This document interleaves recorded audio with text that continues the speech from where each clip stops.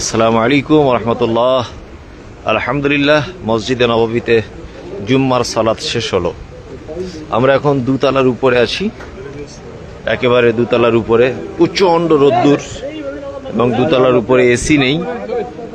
মানে দৃশ্যটা দেখুন, এটা একটা পার্ট, এরকম অজস্র পার্ট রয়েছে। আমাদের সাথে আছেন আমার আব্দুর রফিক ভাই। মানে কত যে মানুষ, আল্লাহু আকবার।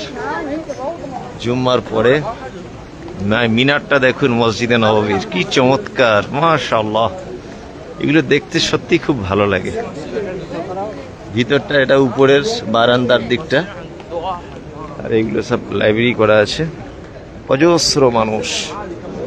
এইমাত্র জুম্মার সালাত শেষ হলো, আলহামদুলিল্লাহ। জুম্মার সালাতের পরেই জানাজার সালাত হলো। জানাজার সালাতের পরে আলহামদুলিল্লাহ